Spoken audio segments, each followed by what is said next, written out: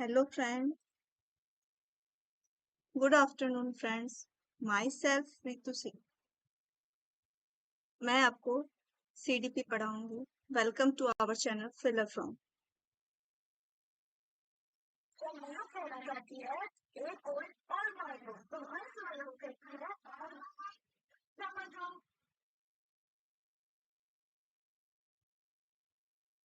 तो आज हम स्टार्ट करते हैं अपना नया चैप्टर. मैं आपको CDP पढ़ाने वाली हूँ और CDP के लिए ये मेरी फर्स्ट क्लास है.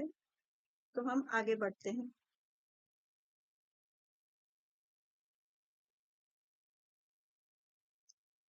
ये हमारी फिलर फ्रॉम की इंस्टाग्राम है. इस पे आप ज्वाइन कर सकते हैं. यहाँ से आप नोट्स वगैरह ले सकते हैं. अभी हम 5 मिनट्स रुकते हैं ताकि सब लोग ज्वाइन हो जाएं. ज्वाइन होने के बाद फिर हम आगे कंटिन्यू करेंगे क्लासेस. तो जल्दी जल्दी सब लोग ज्वाइन हो जाइए.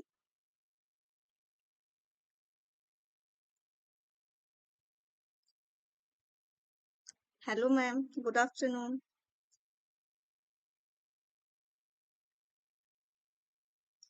और लोग भी जल्दी जल्दी ज्वाइन हो जाइए क्लास में, तो फिर हम क्लास को आगे कंटिन्यू करें.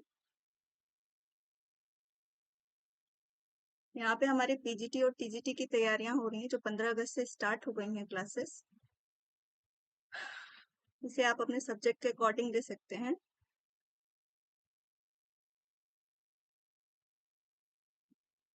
अभी श्वेता मैम जुड़ी हैं हमसे, और लोग भी जुड़ने वाले हैं.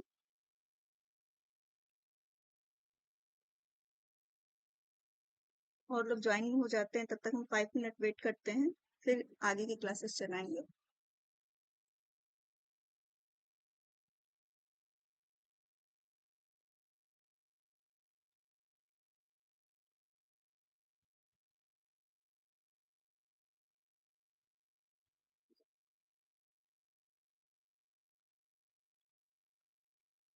हेलो सोनाली जी, गुड आफ्टरनून.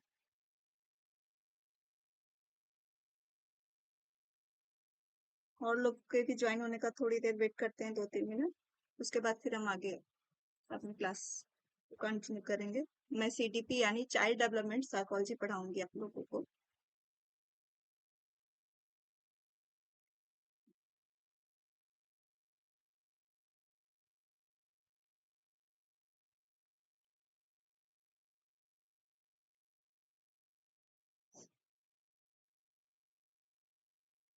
तब तक हम आपको बता देते हैं कि यहाँ पे पीजीटी और जो टीजीटी की क्लासेस हमारी स्टार्ट हो चुकी हैं, वो 15 अगस्त से शेड्यूल हुई हैं. और 8 PM आपको मिल रहा है करंट जीके, एंड 9 PM आपको मिल रहा है SST, एंड 10 AM मैथ्स है. 12 PM पे आपको जीके है, और 1 PM जर्नल इंग्लिश, और 1 PM आपको संस्कृत की क्लासेस मिलेंगी, और 3 PM CDP जो अभी स्टार्ट हुई हैं. आज फर्स्ट क्लास है CDP की. और 4 PM हमारी रीजनिंग है. 5 PM हमारी होम साइंस है, और 6 PM हमारी इन्वायरमेंटल, और 7 PM कंप्यूटर, और 10 PM जो है हमारी जर्नल हिंदी. ये क्लासेस जो हैं 8 बजे से स्टार्ट हो रही हैं और रात के 10 बजे तक चल रही हैं. आप अपने सब्जेक्ट के अकॉर्डिंग जिस भी सब्जेक्ट से आप तैयारी कर रहे हैं, उन सब्जेक्ट का लाइव क्लास में जाके आप उसका फायदा ले सकते हैं. अपने जो आपकी तैयारियां चल रही हैं उसमें आप और सुधार कर सकते हैं. इसका फायदा तो लेने से कभी मत चूकिए. आगे की क्लासेस इस तरह से हैं. जो हमारी न्यू सीटेट की बैच भी स्टार्ट हो चुकी है, वो 15 अगस्त से स्टार्ट है, और उसमें भी हमारे डिफरेंट सब्जेक्ट के क्लासेस चल रहे हैं. 9 AM हमारी SST चल रही है, और 10 AM है जो वो मैथ्स क्लास है. 1 PM हमारी जनरल इंग्लिश है, और 1 PM है संस्कृत. 3 PM CDP जो क्लासेस सारे आप देखेंगे, सारे बैचेस में कॉमन है, ये चलती रहेंगी आपकी. और 4 PM आपकी रीजनिंग है, 6 PM है आपकी इन्वायरमेंटल साइंस, और आपका 7 PM है कंप्यूटर, और 10 PM है आपकी हिंदी की क्लासेस. कुछ क्लासेस आपकी सेम है जो आपको हर बैचेस में मिलेंगी.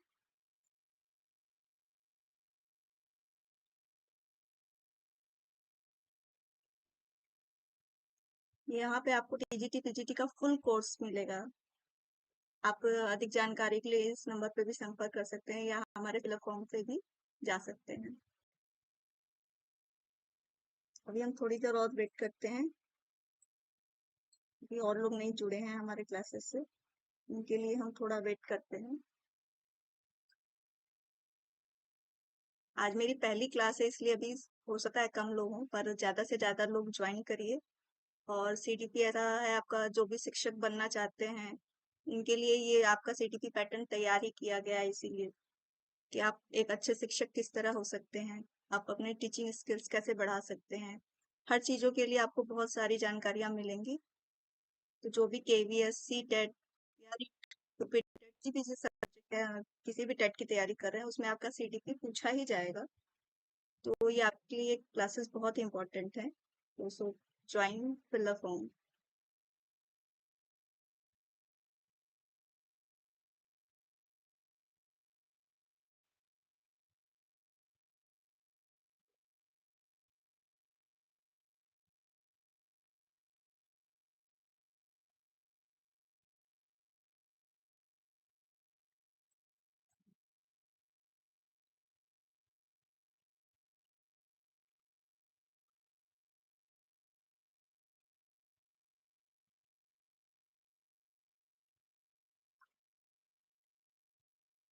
चलिए, अभी हमारे साथ सोनाली जी और श्वेता जी हैं, दो लोग क्लास में। तो हम अपने क्लास को आगे बढ़ाते हैं बिना समय गवाए। हमारा जो सीटीपी का सिलेबस है वो पहले जान लेते हैं, ताकि हम आगे की क्लासेस उसी के बेस पर आगे पढ़ा सके, तैयारी करा सके। ठीक है। तो सबसे पहले इसका एग्जाम पैटर्न भी हम जान लेते हैं। जो सीटेट में आपका सीटीपी आता है वो 30 मार्क्स का होता है, और रीट में भी सेम 30 मार्क्स का आता है, और केवीएस में 20 मार्क्स का आता है। उन सबको मिला के मैंने ये आपका कंप्लीट सिलेबस तैयार किया है। अगर आपके सिलेबस में कुछ छूट भी जाता है तो आप मुझे रिमाइंड करा सकते हैं, मैं उसके लिए आपके लिए अलग से पीपीटी बना के ले आऊंगी।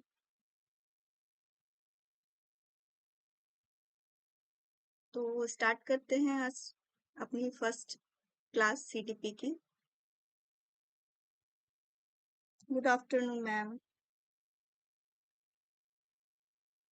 मैं आप लोगों को सीडीपी की क्लासेस ले रही हूँ जो 3 PM से स्टार्ट हो चुकी हैं। और इसमें आज मैं आपको सिलेबस बताऊंगी, जो सीडीपी का सिलेबस आता है पूरा आपके एग्जाम में, केवीएस में, सी टेट में और रीट में जो पूछे जाते हैं क्लासेस, जो आपके पूरे सिलेबस को मैंने लेकर बनाया है। तो वहां से स्टार्ट करेंगे, फिर हम 1 बाय 1 पर डे आपकी क्लासेस उसके बेस पे बनाएंगे। तो एक बार आप लोग क्लियर कर दीजिए कि मेरी वॉइस और मेरी वीडियो आप लोग को सही आ रही है। प्लीज आप लोग रिप्लाई करेंगे तो पता मुझे चलेगा कि मेरी आवाज आप लोग तक साफ पहुंच रही है या नहीं। फिर हम आगे अपनी वीडियो कंटिन्यू करेंगे।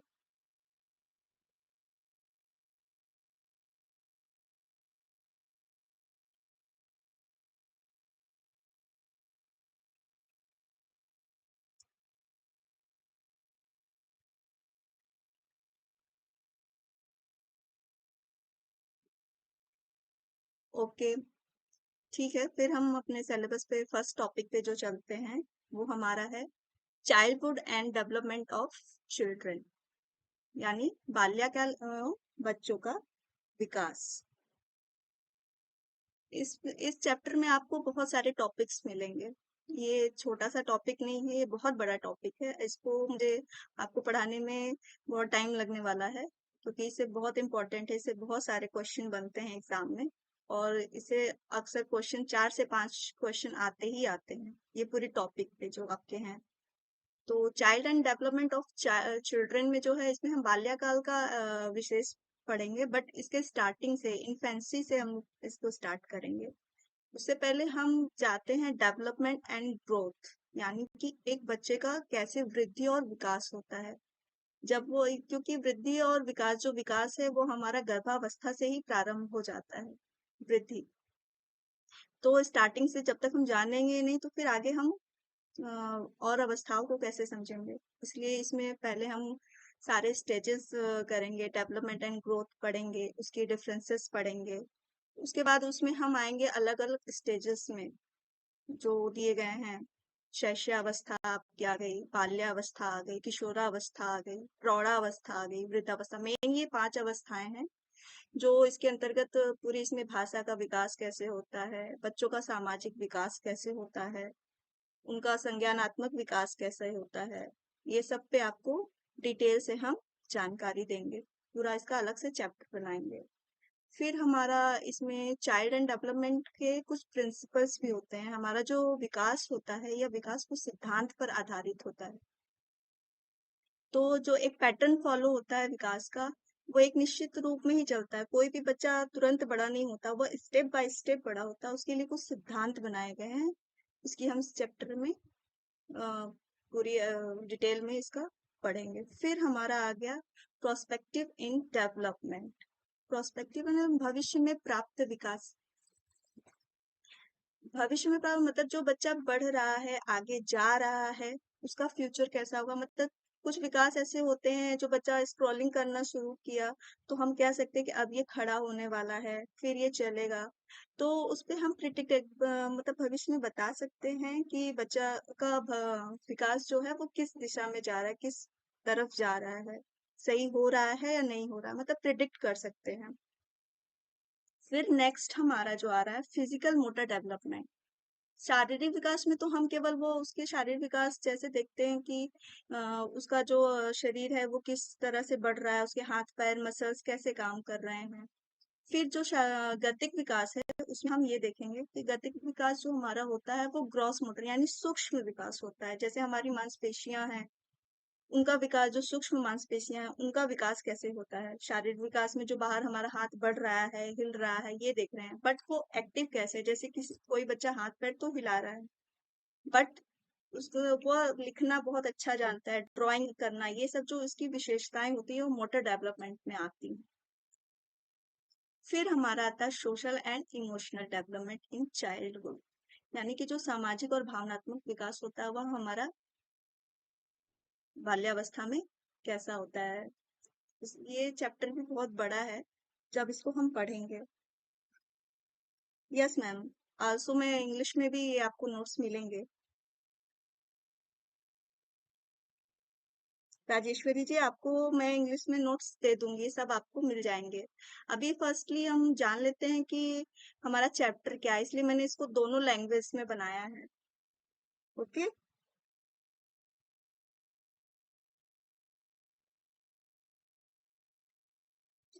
ओके, मैं थोड़ा तेज और बोलती हूँ। अगर अभी सही आवाज आ रही हो तो बताइएगा ना नशीमा जी। अभी सही आ रही है मेरी आवाज? अभी आपको वॉइस स्लो नहीं लग रही है ना?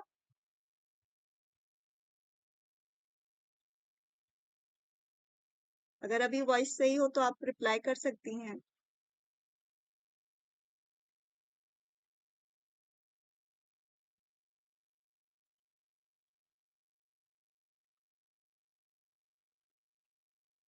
ठीक है, तो हम पढ़ रहे थे कि जो हमारा ओके ठीक है, जो हमारा सोशल एंड इमोशनल डेवलपमेंट है वो कैसा होता है। आवाज अभी नहीं आ रही है? अभी मेरी आवाज सही नहीं आ रही है आपको?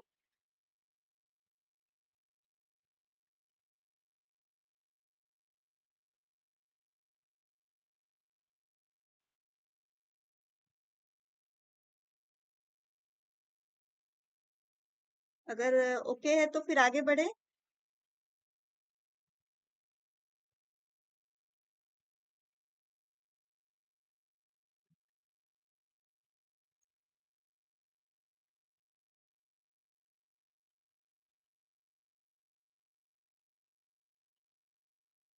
मेरी आवाज सही आ रही है आपको? अगर आवाज सही आ रही है तो ओके कर दीजिए।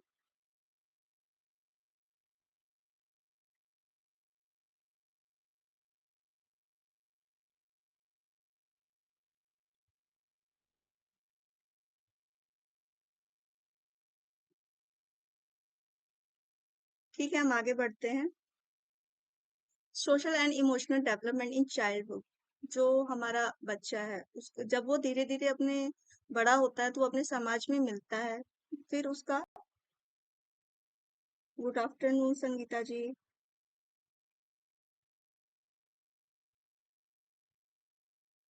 ओके, फिर आगे बढ़ते हैं। Social and emotional development. ठीक है, जब हमारा बच्चा जब आगे बड़ा होता है, जैसे जैसे उसका डेवलपमेंट होता है, वो अपने फैमिली से बाहर निकलता है। फैमिली से जब वो बाहर निकल के उसका इंटरेक्शन जो होता है वो अपने समाज के साथ बढ़ता है, सोशल होता है वो। फिर जब वो सोशल होगा तो उसके में इमोशनल चीजें तो डेवलप होंगी ही। जैसे वो लोगों से इंटरेक्ट करेगा तो उसके अंदर जो फीलिंग्स आएंगी, बहुत तरह की फीलिंग्स होती हैं। कभी आदमी दुख में होता है, कभी खुश में खुशी होता है, हर चीज होती है उसके अंदर। मतलब भावनात्मक हर तरीके से बच्चा वो डेवलप होता रहता है। ठीक है, तो ये जो डेवलपमेंट होता है ये कई स्टेजेस में जाके होंगे। तो इसको हम डिटेल में जब इस चैप्टर में पढ़ेंगे तो फिर हम आगे इसको जानेंगे। ठीक है, इसमें जो अवस्थाएं आपको दी गई हैं डेवलपमेंट में, इसमें हम संज्ञानात्मक विकास जब पढ़ेंगे तो उसमें हम पियाजे का सिद्धांत पढ़ेंगे। ओके, उसके बाद कोहल वर्ग का है नैतिक विकास। उसके बाद आपको वाइगोट्स्की का मिल जाएगा सामाजिक सांस्कृतिक विकास। इन तीनों को हम अलग अलग लेकर आएंगे, आपको डिटेल में इसको समझाएंगे क्योंकि ये बहुत इंपॉर्टेंट चैप्टर है, इससे हमेशा क्वेश्चन बनते ही बनते हैं। ठीक है, फिर हम आगे बढ़ेंगे। आगे बढ़े।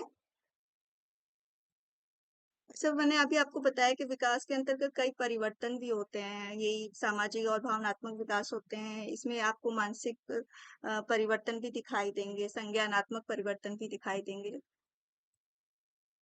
नेक्स्ट टॉपिक पे हम चलते हैं जो हमारा है लर्निंग, लर्नर एंड टीचिंग। ठीक है, शिक्षा और पाठ्यक्रम जो हमारा मेन है एजुकेशन में। जब आप एक शिक्षक बनने जा रहे हो तो आपके लिए सबसे जरूरी है कि लर्निंग को समझना और उसका करिकुलम कैसा हो वो भी जानना आपके लिए बहुत जरूरी है। तो पाठ्यक्रम क्या है, जो हम पूरे साल जो बच्चों को पढ़ाते हैं उसमें उनका क्या होता है, डेवलपमेंट किस तरह होता है। ठीक है, समझ में आ रहा है आप लोगों को पूरा मेरा? ये जब हम अलग अलग चैप्टर में पढ़ेंगे तो मैं और डिटेल में आपको बताऊंगी, तो ये चीजें आपको और क्लियर हो जाएंगी। जो पाठ्यक्रम होता है उसमें वह केवल एक ही चीज पे लेके नहीं, वो एक टीचर बच्चे को लेकर, मतलब सेंटर चाइल्ड सेंटर्ड ये आपका करिकुलम बनता है। तो एक बच्चे को जो लर्नर को क्या क्या चाहिए, उसकी एबिलिटी क्या है, उसको स्कूल में क्या प्रोवाइड कराना है, जो हमारा पाठ्यक्रम है वो कैसे तैयार किया जाए ताकि एक बालक का हम सर्वांगीण मतलब पूरी तरह से उसका विकास कर सके। इसके पाठ्यक्रम के अंदर काफी डिटेल में हम पढ़ेंगे। ठीक है, फिर लर्निंग, अधिगम जो हमारा है, बच्चा का अधिगम कैसे हो रहा है, उसको कैसे सिखाना है, क्या करना है। अधिगम की थ्योरीज भी दी गई हैं, उसमें थॉर्नडाइक का पढ़ेंगे हम। थॉर्नडाइक हो गए आपके, पावला हो गए, स्किनर हो गए। इन लोगों की मेन थ्योरीज है जो अक्सर करके एग्जाम में पूछी भी जाती है। इस पे लर्निंग को फिर हम पढ़ेंगे, लर्निंग क्या है, कैसे होती है, लर्निंग में पठार कब आता है, जो होता है प्लेटू कब बनता है, और जो इनकी अलग अलग थ्योरीज दी गई हैं इसको हम पूरी तरह से पढ़ेंगे। फिर लर्नर एंड टीचिंग, जो सीखने सीखने की प्रक्रिया है उसको हम और कैसे और इफेक्टिव बनाएं ये भी जानेंगे। और टीचिंग कैसे करनी है, कैसे करानी है, बच्चों को किस तरह प्रोवाइड करानी है कि उनका जो लर्निंग है वो और मच बेटर हो सके। इसके डिफरेंट स्किल्स हैं, वो सब जानेंगे हम इस चैप्टर में। फिर हमारा नेक्स्ट है नॉलेज एंड करिकुलम। जो भी हम करिकुलम तैयार करते हैं वो एक नॉलेज बेस पे लेके करते हैं। जैसे कोई बच्चा अगर आ रहा है तो उसकी कुछ ना कुछ तो नॉलेज होगी, वो बिल्कुल ब्लैंक नहीं होता है। बट जो हमारा उसका भी नॉलेज है, और जो पाठ्यक्रम बना रहा है उसकी कितनी नॉलेज है, जो इस सब्जेक्ट को लेके चलता है, बनाता है, हर चीज जो वो बना रहा है। इवन जब पाठ्यक्रम तैयार करते हैं तो हमें देखना होता है कि हमको किन किन फैक्टर्स जो है हमारे पाठ्यक्रम को प्रभावित इफेक्ट कर रहे हैं। जब वो चीजें हम जानेंगे तभी तो हम पाठ्यक्रम अच्छा बनाएंगे। इस चैप्टर में काफी चीजें पाठ्यक्रम के बारे में बताई गई हैं, उसको हम डिटेल में पढ़ेंगे। ओके, ठीक है। फिर हम आते हैं आपके फैसिलिटिंग पर्सनल ग्रोथ, मतलब वृद्धि जो है उसका अनुप्रयोग कैसे करते हैं, वृद्धि जो हमारा आगे चैप्टर में आ रहा है। ठीक है। और टीचिंग एप्लीकेशन इन टीचिंग, यानी शिक्षण का जो हमारा है उसका अनुप्रयोग करेंगे, कैसे हम अप्लाई करेंगे। जब भी हम शिक्षण प्रक्रिया करा रहे हैं उसको हम अपनी टीचिंग में अप्लाई कैसे करेंगे, उसका यूज कैसे करना है, हमें किस तरह करना है, कब करना है, ये सब इसमें पूरे डिटेल में हम जानेंगे। फिर हमारा आ गया learner and their context, pedagogy, practice and process of learning. ठीक है, यहाँ पे हम लर्नर को लेके चल रहे हैं। इसकी मैंने हिंदी टाइपिंग नहीं करी है, वो मुझसे छूट गई है। अगर किसी को दिक्कत हो रही हो, हाँ पीडीएफ मिल जाएगा आपको।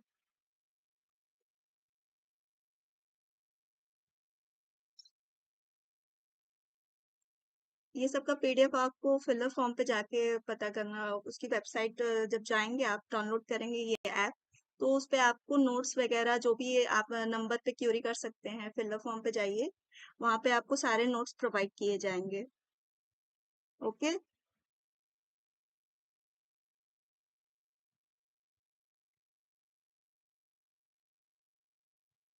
ठीक है, आगे बढ़े हम।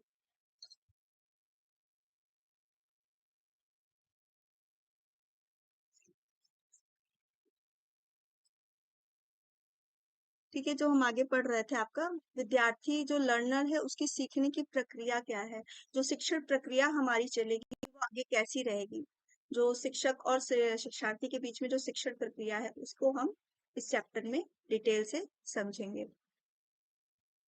फिर हमारा आता है शिक्षण पद्धति। ठीक है। शिक्षण पद्धति, जब भी एक शिक्षक किसी कक्षा में पढ़ाने के लिए जाता है तो वह कुछ स्किल्स, कुछ मेथड्स ले जाता है, कुछ सीख के जाता है, जो हम लोग को बीएड ट्रेनिंग वगैरह में भी सिखाया जाता है। ये इसीलिए सिखाया जाता है कि हम अपनी टीचिंग स्किल्स को कितना इम्प्रूव कर सकते हैं। और विभिन्न जो डिफरेंट टेक्नोलॉजी हुई हैं, हमारे टीचिंग एड्स हैं, उसको कब यूज करना है, कैसे यूज करना है, कौन से मेथड से हमको पढ़ाना है, ये भी जानना है। ये सब जितना हम अच्छी तरीके से यूज करेंगे, जो हमारी लर्निंग प्रोसेस होगी, जो हमारी टीचिंग प्रोसेस होगी, वो और इफेक्टिव होगी। ठीक है, तो शिक्षण पद्धति भी हमारी डिफरेंट डिफरेंट शिक्षण व्याख्यान विधि है, केस स्टडी विधि है, और आपके बहुत सारे जो उसमें आएंगे, प्रश्नोत्तर विधि है, आगमन विधि, निगमन विधि, खेल विधि, ये सारे हमारे जो हैं, जो लोग इंग्लिश के हैं उनको मैं बता देती हूँ। Lecture method, questionnaire method, inductive method, deductive method end game method, ये हमारे 5 मेथड्स हैं जो हम अपने टीचिंग में यूज करते हैं। इन टीचिंग मेथड्स को यूज करके हम अपनी शिक्षण की जो प्रक्रिया होती है, जो भी हमारी टीचिंग प्रोसेस होती है, उसको हम काफी इम्प्रूव कर सकते हैं। इससे हम जान सकते हैं कि जो हमारी टीचिंग है वो कितनी इफेक्टिव हो रही है, बच्चा किस तरह से समझ रहा है। हर किसी की समझने की अलग अलग होती है। बड़े क्लासेस में हम व्याख्या करते हैं, जैसे मिडिल में जब जाते हैं तो हमें व्याख्या के थ्रू पढ़ाना पड़ता है। जब छोटे बच्चों को पढ़ाते हैं, प्राइमरी लेवल में जाते हैं, तो वो स्टोरीज में ज्यादा वो करते हैं, कहानियों से सुनते हैं, सीखते हैं। ये सब डिफरेंट डिफरेंट मेथड्स हैं जो हर लेवल के लिए अलग अलग बनी हुई है, तो उनको हम समझाते हैं। ओके, आगे बढ़े। और शिक्षण पद्धति में हमारी जो टीचिंग स्किल्स हैं सारी, और जो हम मेथड्स यूज करते हैं पढ़ाने के लिए, जो पांचों मेथड मैंने आपको बताया, lecture method, questionnaire method, inductive method, deductive method end game method. खेल विधि जो होती है वो अक्सर बच्चों को छोटे इसमें लेते हैं, क्योंकि बिना खेल के बच्चों को हर चीज केवल बुकिश नहीं बना सकते हम, हमेशा उनको बुक में ही पढ़ो पढ़ो पढ़ो ऐसा नहीं कर सकते हैं।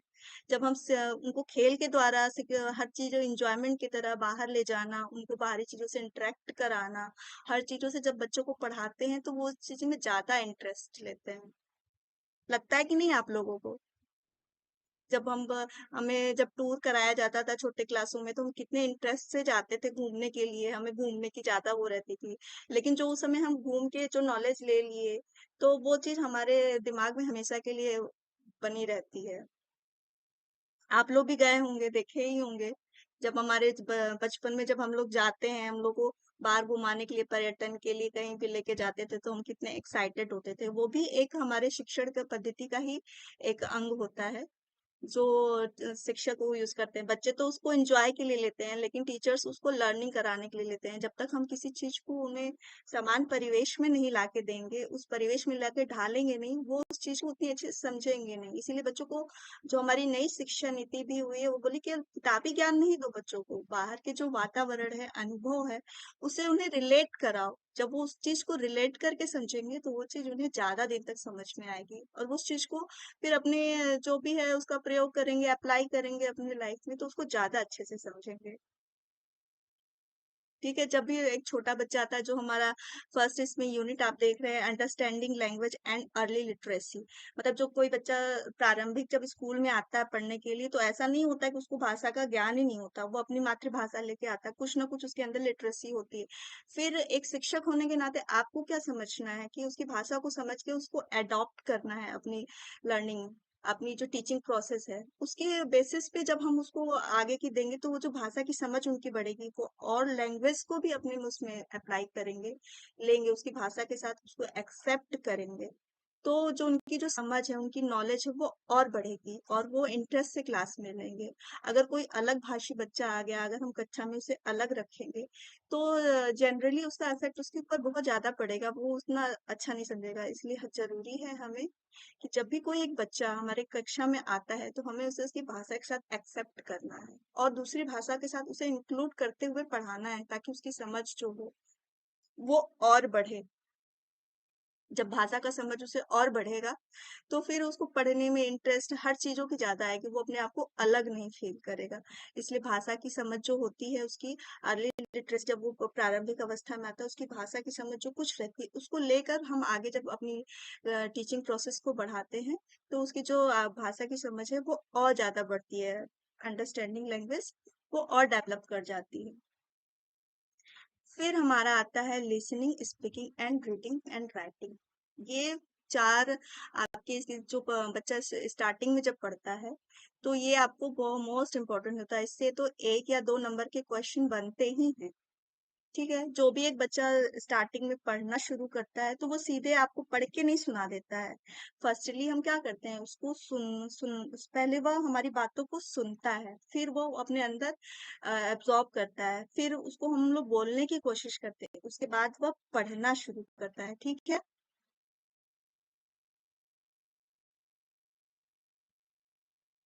हाँ, इसके आपके तीनों सेम ही होंगे, पेडागोजी आपकी सेम आएगी। और जो मैंने आपका ये पूरा बनाया हुआ है, कॉलेज जी राजेश्वरी जी जो है, ठीक है ना, ये आपका एनवीएस केवीएस और सीटेट के लिए सेम ही होगा सारे पैटर्न्स। ये बल्कि मैं आपको काफी डिटेल में अंदर भी बताऊंगी, जब मैं आपका इस एक एक टॉपिक जो मैंने दिया है ना, ये मैं आपको पर्टिकुलर एक एक टॉपिक पे बताऊंगी, क्योंकि ये बहुत लंबा हो जाएगा।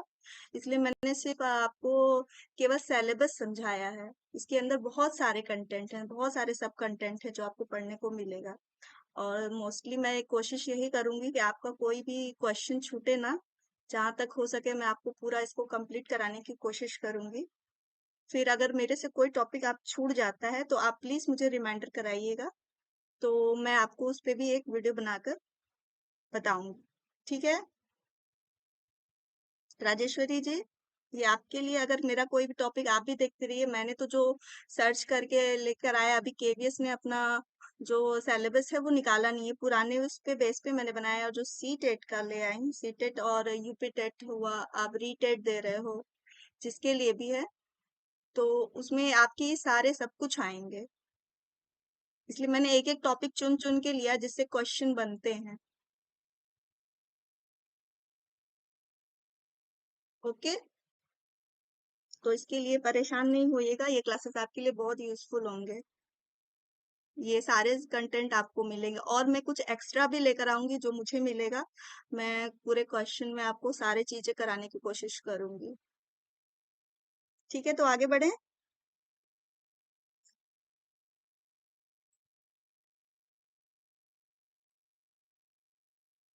आगे क्लासेस में कंटिन्यू करूं, मैं इधर मोबाइल में आप लोग का मैसेज पढ़ते हुए देख रही हूँ।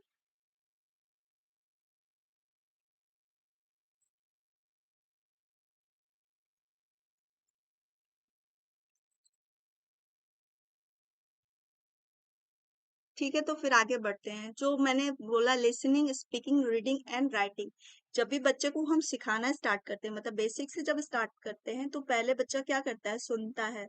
हम किसी भी चीज को उन्हें बताते हैं, ठीक है, बोलते हैं ये फैन है, ये आपका मम्मी है, ये पापा है, जो भी है हम बोलते हैं उनको, वो सुनता है धीरे धीरे। फिर जब उनको वर्डिंग कराते हैं, तो वो पहले कुछ शब्द निकालता है, फिर हम उनको बोलना सिखाते हैं। मतलब स्टार्टिंग जब वो पहले सुनेगा तभी वो बोलने की कोशिश करेगा, सीधे लिखना नहीं शुरू कर देगा। जब वो बोलेगा फिर वो धीरे धीरे, जब वो अल्फाबेट्स हो या हमारे स्वर हो उनको पढ़ना जब शुरू करेगा, तो फिर वो उन वर्ड्स को कंबाइन करेगा, उसको पूरी रीडिंग लगा लेगा, फिर वो लिखेगा। यानी पहले जो हमारी ये स्किल्स में शुरू होती है, सबसे पहला सुनना शुरू होता है। कभी कभी इसके सीक्वेंस भी एग्जाम में देते हैं कि सही सीक्वेंस क्या है। ये LSR W करके, ये जो है ना, इसके फर्स्ट लेटर करके दे देता है, तो इसको आप असेंडिंग टू डिसेंडिंग ऑर्डर भी कर देता है, या फिर इनके ऑर्डर्स जो होते हैं ना वो चेंज भी कर देते हैं। तो आपको जो होता है ना सही वो पहचानना होता है। इसी टेट में ये क्वेश्चन अक्सर आया, मैंने ये 2-3 बार मैंने खुद भी दिया है, इसलिए मैं आपको बता रही हूँ कि ऐसे क्वेश्चन पूछे जाते हैं। ठीक है, मेरा पूरा कंटेंट समझ में आ रहा है आप लोगों को? अगर समझ में आ रहा हो तो प्लीज ओके कर देना, तो फिर मैं आगे और बढ़ूं, क्योंकि इसके आगे और भी कंटेंट है जो मैं आपका पूरा जो सिलेबस है, KVS का, NVS का, सीटेट का, रीटेट रीट का जो है, ये मैं पूरा आपको तैयार कराने की कोशिश करना चाह रही हूँ।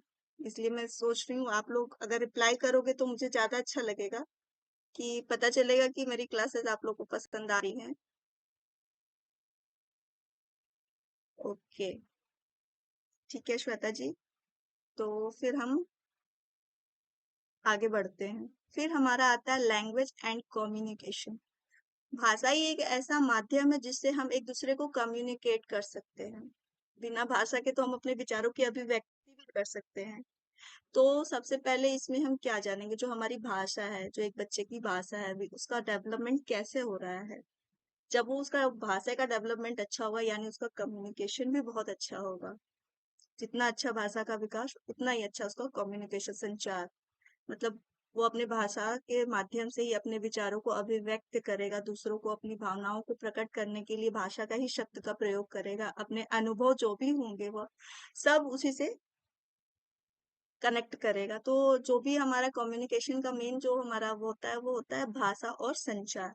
इसमें पूरे भाषा के वो पढ़ेंगे कि जो भाषा का मेन जो उन्होंने सिद्धांत दिया था, उन्होंने चौमस्की का दिया था। चौमस्की का क्वेश्चन अगर आप लोगों ने देखा होगा तो अक्सर पूछा जाता है कि भाषा का जो सिद्धांत थ्योरी दिया गया वो किसके द्वारा मेन जो दिया गया, मेन ये तो है, लेकिन चौमस्की का जो है वो भाषा का सिद्धांत फेमस है। तो इसमें मैं आपको चौमस्की का पूरा करा दूंगी, जो पेडागोजी में भी पूछे जाते हैं। ओके, तो पेडागोजी में जब पूछे जाएंगे तो मैं आपको वो पूरा चैप्टर करा दूंगी।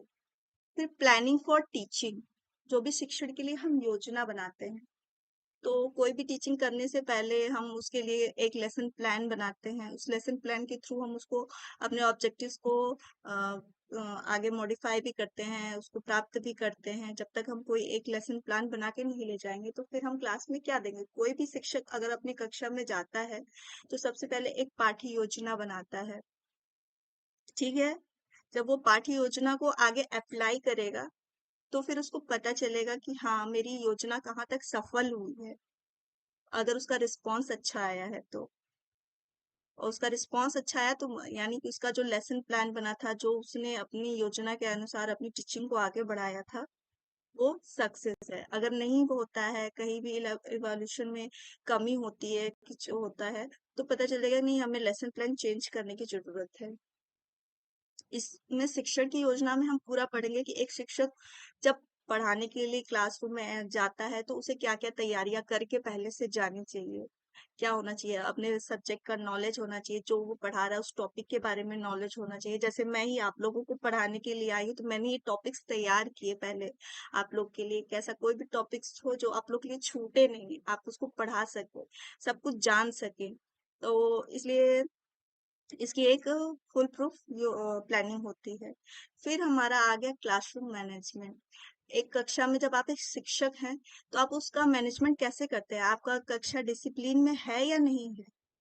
ये सब भी टीचिंग के आपके टीचिंग प्रोसेस के अंदर ही आता है। ठीक है? जब ये आप टीचिंग प्रोसेस करेंगे, तो आपका क्लास मैनेजमेंट भी तो अच्छा होना चाहिए। अगर शोरगुल वाला क्लास हुआ, आपके क्लास में बच्चे साइलेंट नहीं रहते हैं, आपकी बातों पे ध्यान नहीं देते, यानी आपका मैनेजमेंट पूरी तरह से खराब है। यानी आपकी पढ़ाई में कहीं ना कहीं त्रुटि है, कमी है। ठीक है? तो वो चीजें आपको क्लासरूम मैनेजमेंट में, कि आपको क्लास को कैसे डिसिप्लिन में रखना है, उसको कैसे करना है, ताकि जो आप टीचिंग कराएं वो सीधे इफेक्टिव हो, बच्चों को, लर्नर जो हमारा है उसके ऊपर सीधे वो जाके पूरा इफेक्ट करे, आपकी जो टीचिंग है वो वेल प्रूफ हो, अच्छी हो।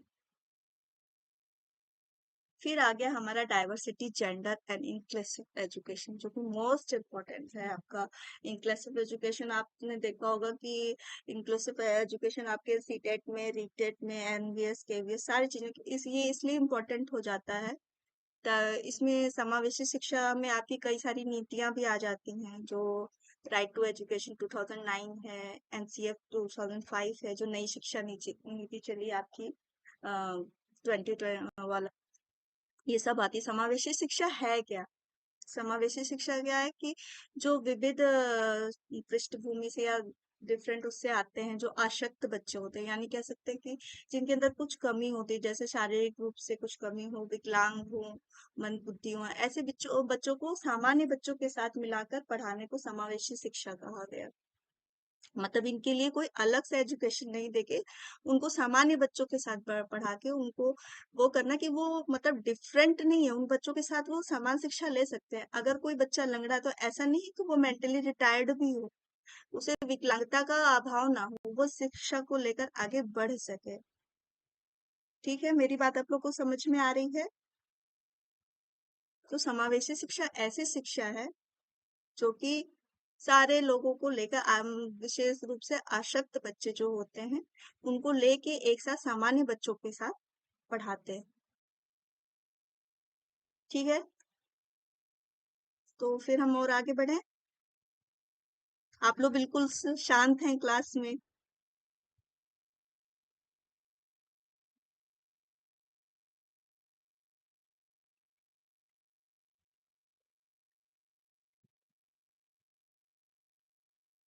चलिए फिर हम आगे करते हैं।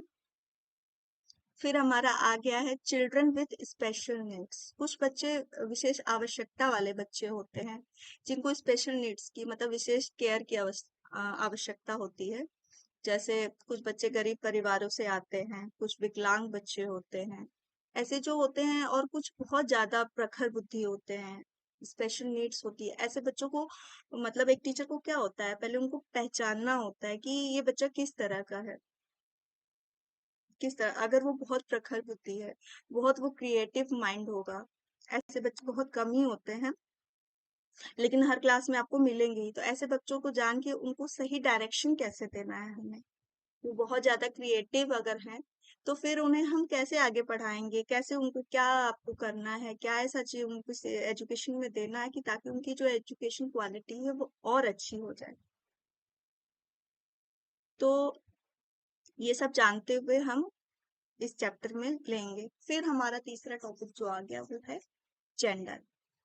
जेंडर जो होता है, आपने देखा होगा सीटेट में अक्सर जेंडर से एक क्वेश्चन बनते हैं, कि वो कथन के रूप में आते हैं आपको क्वेश्चन, कि दादी ऐसे बोलती है कि आप लड़के हो, आपको ऐसा नहीं करना चाहिए, आप लड़की की तरह नहीं हो सकते। तो ये किस बात को प्रभावित करता है?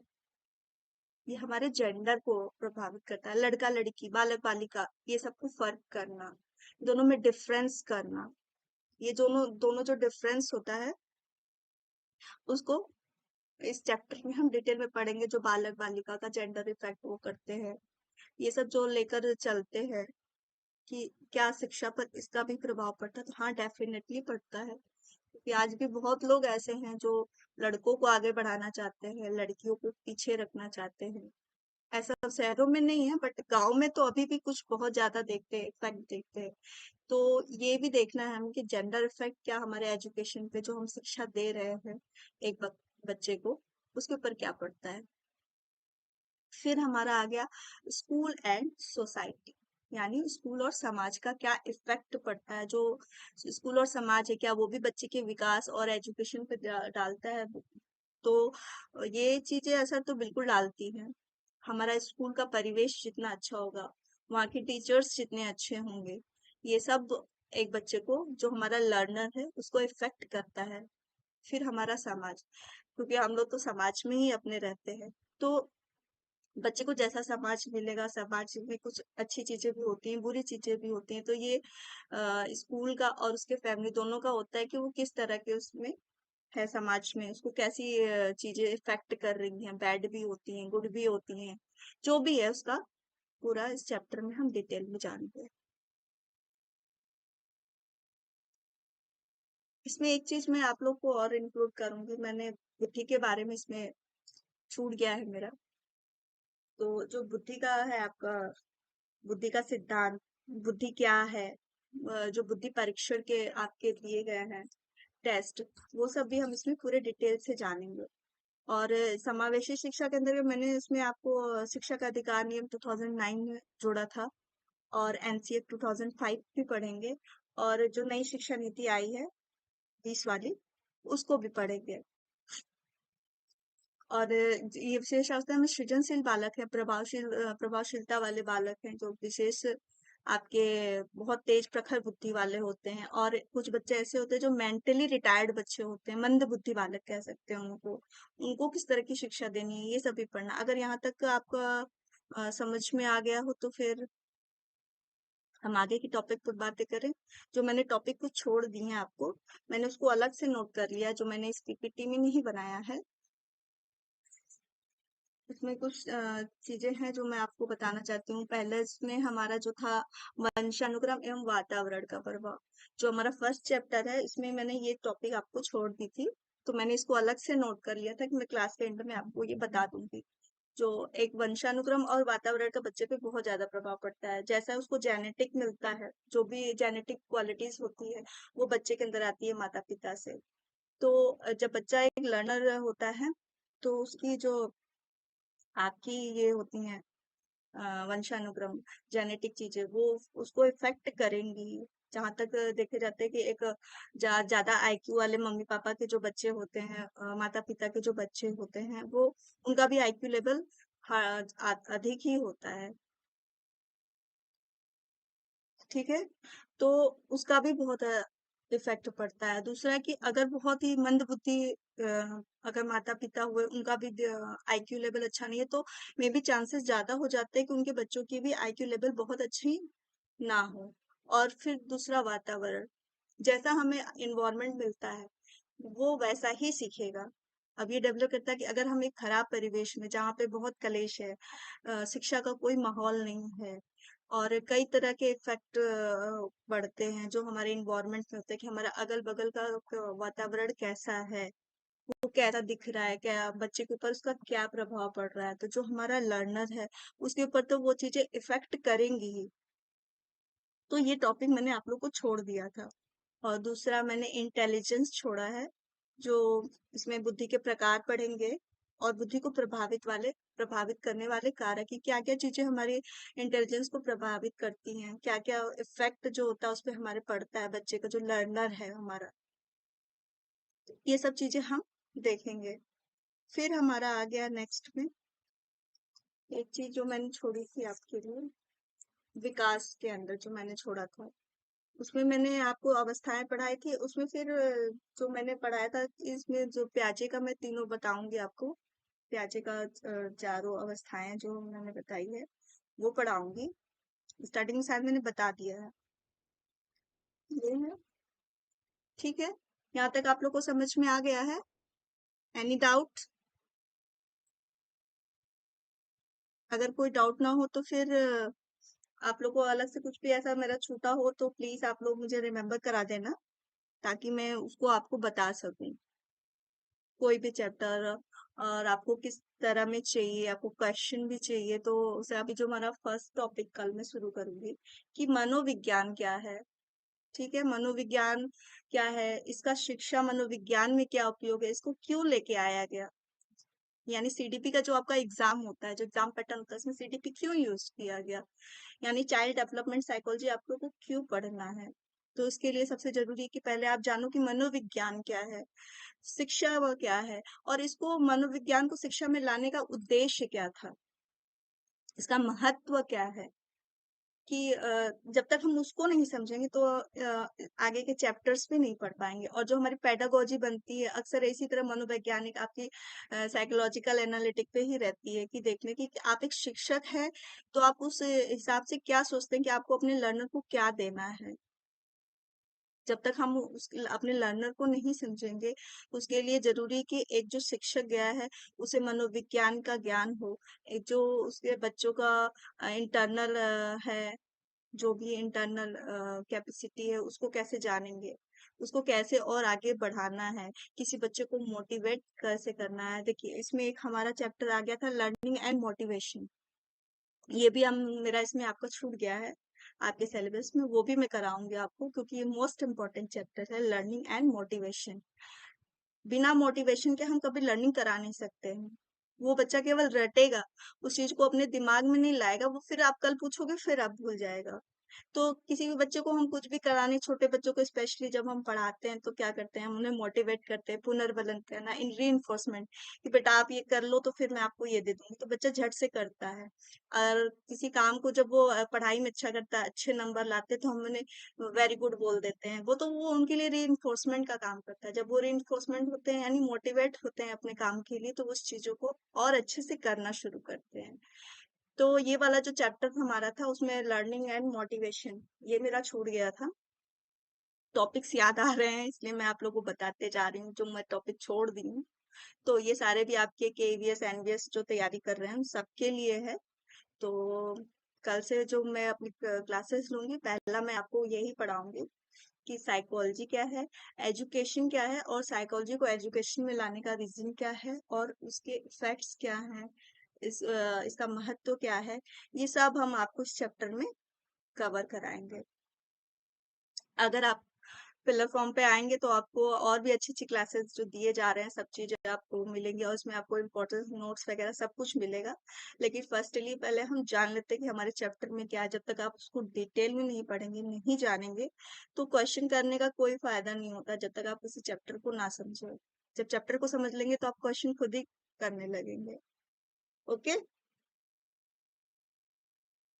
तो thank you for joining me. फिर कल मिलते हैं आपको नए क्लास के साथ। आप नोट्स के लिए हमारे फिलर फॉर्म पे जा सकते हैं और इस नंबर पे कांटेक्ट भी कर सकते हैं। वहाँ पे यूजीसी नेट की आपकी पूरी जो तैयारी भी कराई जा रही है उससे रिलेटेड नोट्स भी आपको मिल जाएंगे। ये हमारी क्लासेस हैं जिसका आप ले सकते हैं, बाद में यूज कर सकते हैं। ठीक है,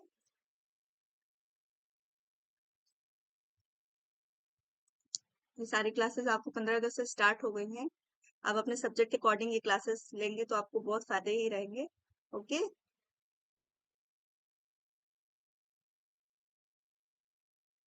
ये हमारी सीटेट की बैच पिक्चर नई स्टार्ट हो गई है। और सीडीपी का क्लास जो मेरा रहेगा एवरीडे 3 PM रहेगा। तो आप लोग फिलर फॉर्म पे हमारी मेरी क्लासेस सीडीपी की ऑनलाइन देख सकते हैं और अपनी तैयारी को और भी अच्छा कर सकते हैं। Thank you.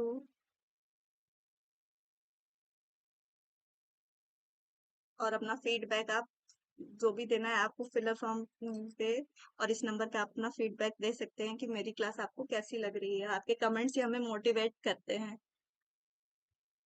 तो आप लोग कमेंट अच्छा भी लगे तो भी करिए, बुरा लगे तो भी चाहिए, वो हमारे लिए फीडबैक होगा, ताकि जो मैं अपनी अगली क्लासेस आपके लिए लेकर आऊं तो वो और मच बेटर कर सकूं। इसलिए मेरी क्लास में अगर आपको कुछ भी कमी लग रही हो कि नहीं मुझे इस तरह से चाहिए या कुछ भी करना हो, तो आप प्लीज मुझे बताइएगा, कमेंट बॉक्स में अपना मैसेज डाल दीजिएगा।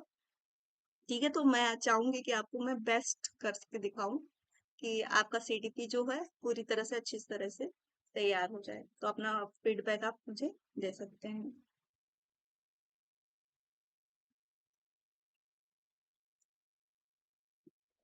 फिर कल मिलते हैं क्लास में आपको 3 PM। Okay, bye bye, have a good day.